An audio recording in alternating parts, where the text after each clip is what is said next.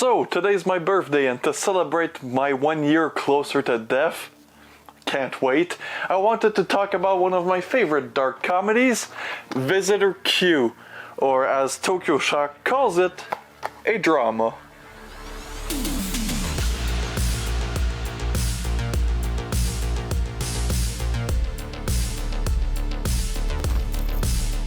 Visitor Q is a film directed by Takashi Miike, and it deals with some pretty serious topics. Incest, bullying, domestic abuse, drug addiction, but in a haha funny way.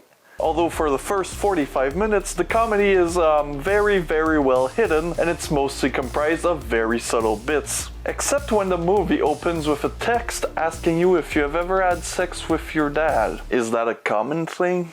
Am I missing out? We then see him filming his daughter who's prostituting herself. He seems to be unsure if he actually wants to go through with it, but his penis tells another story. He's a very weak man and cannot resist his own daughter.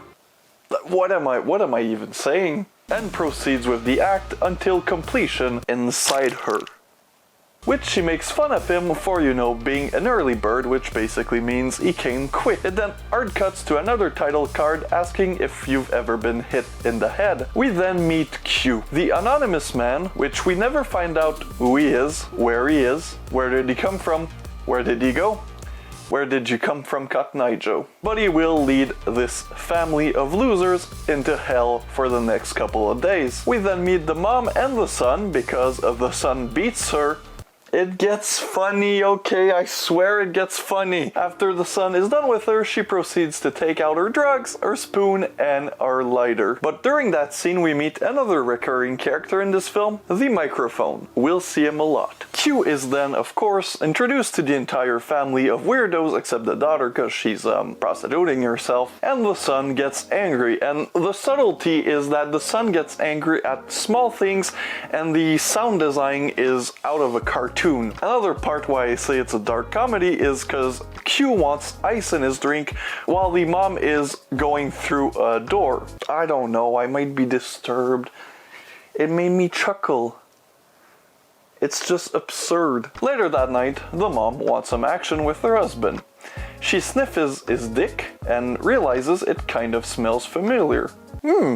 Where did I smell that cooter before? The next day, the dad goes to work. While he's going to work, he sees his son getting bullied, and instead of doing something, he films it because we discover that he's like a TV presenter who wants to do a story about his son getting bullied. The lady he pitches that story to doesn't seem very interested. At the same time, we see the mother going out, and she's going to her job, which is prostitution. Going back home, she sees her puzzle pieces all over the floor. She follows them to find the picture of her daughter and Q on the bed. Q decides to get frisky, and we see that the mom can actually squirt milk out of her tits very violently and very far. And that's where the tone of the film kind of takes a lead towards a comedy, because the mom is very much turned on by that and she's happy. All she needed was a man to, take care of her sexual needs, and then she's ready to go. She makes a fancy dinner, the kid tries to attack her with soup, and she fights back. In the meantime, they get attacked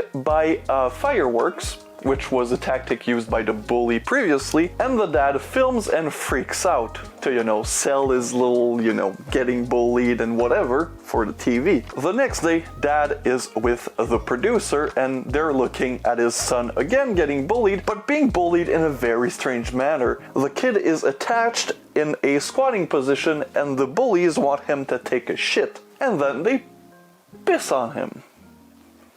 One day bullying, the next day sexual fetish.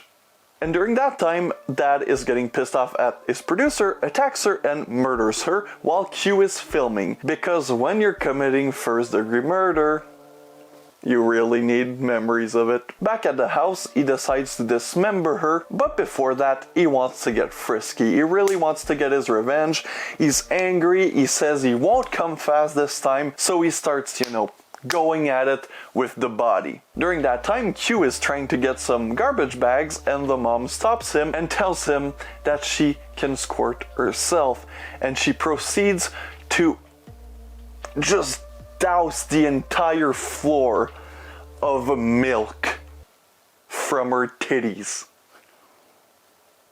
But that is not finished. Indeed, he's in very deep trouble because he can't pull out due to rigor mortis. That's what happens when you do necrophilia, guys. This somehow makes them a very happy couple, and the wife is ready to help him with his problem. All of this leads to the son telling himself, damn, I should study and go to college, because I don't want to turn out like that. Who can blame him? What the fuck did I just watch? A great movie, that's what I would just watch. Now, I'm a big fan of Takashi Miike, and when I first saw this, I watched it because I heard that it was very disturbing, very extreme, very fucked up. And what I got was a very pleasant surprise of a dark comedy. Yes, I can understand why some people see it as a disturbing, fucked up film. I kind of find the first 45 minutes very serious with some light, subtle comedy just peppered in there, like the woman going through the door while the guy asks her for ice. Like, that's very subtle.